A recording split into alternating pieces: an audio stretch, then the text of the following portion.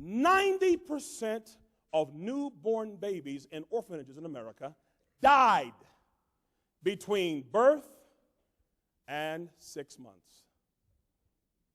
They got food, they got shelter, they got nutrition. They died from what was called touch deprivation. Every worker who handled them wore gloves. They never felt human flesh. Their bodies cried for love and affection and warmth, and they died from touch deprivation. There are people who are dying from the same disease, touch deprivation. What is intimacy? Simple. Into me, see. I'm so into you, I see what's going on, what's happening, what you need. Now, accretion stage is great for a baby, but who wants to be on a team with somebody who's still in the accretion stage? Why, feed me, give me a raise, why, give me my office, why? I mean, who wants to be with somebody who says, change me my poopy pants all the time? But there are people who want to join your team who are still babies.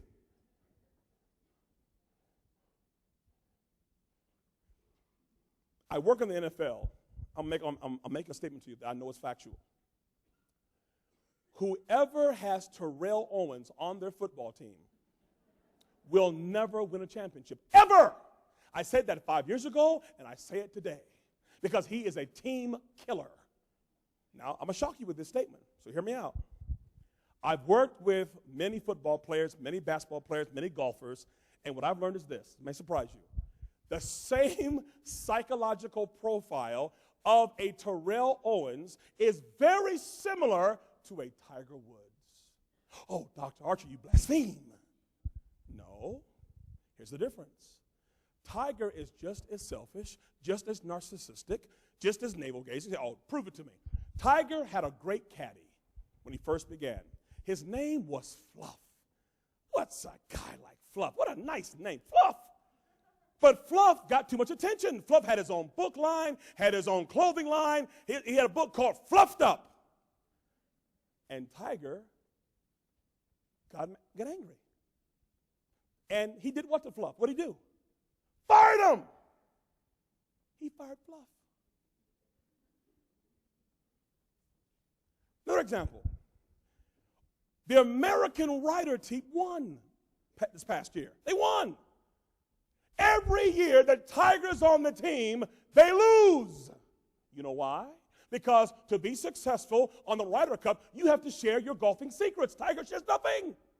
No, I'm not sharing anything with you. No, I'm going to beat you next year. You won't know nothing about my game. He shares nothing with his teammates. He's narcissistic. Here's the difference. Tiger found the right sport that rewards narcissism. Golf.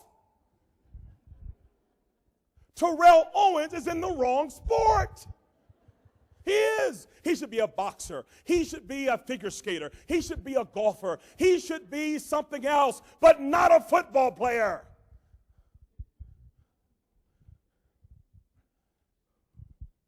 What is this famous phrase, T.O.? I love me some me.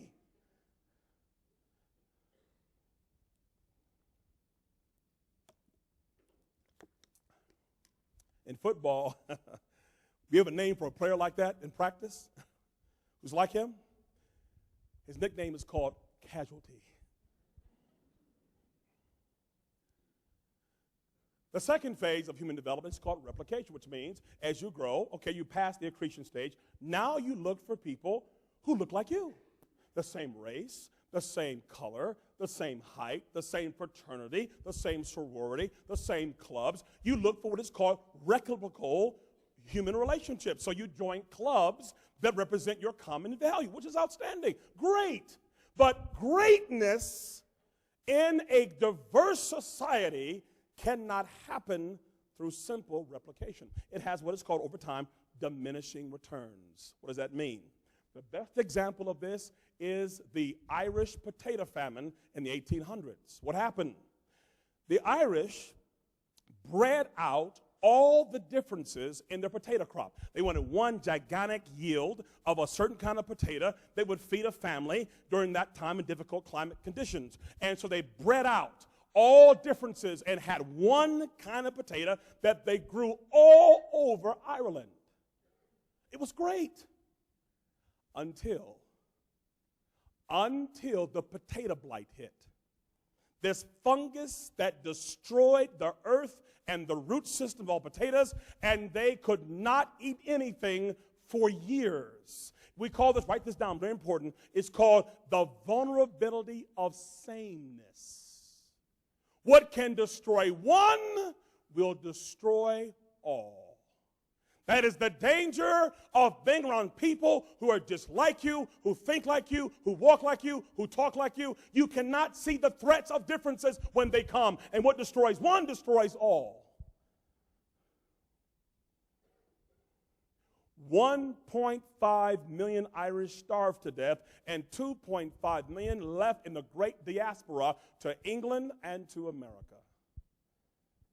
Replication is good, but over time, it has what is called a diminishing return. What has made America so great over the many years is our diversity of ideas and thinking and processing.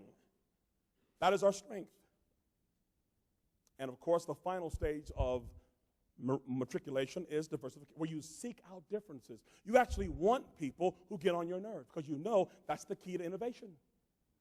You know you need to be shaken up, disturbed. You know you need to be thinking differently. So you look for people who think differently than you, and you get them on your team, and they agitate something that produces new thinking. Now, you then join an organization, and that organization will transfer through 5 phases called honeymoon. They first welcome you. Oh, so glad to have you. Oh, you're wonderful. Oh, you've been looking for you all our lives. Oh, God, thank mercy. Let's sing. Balloons fall down. Music plays. Oh, birds come in the air. Everybody loves you. Honeymoon phase. Because they don't know you yet. They know about you. They don't know you.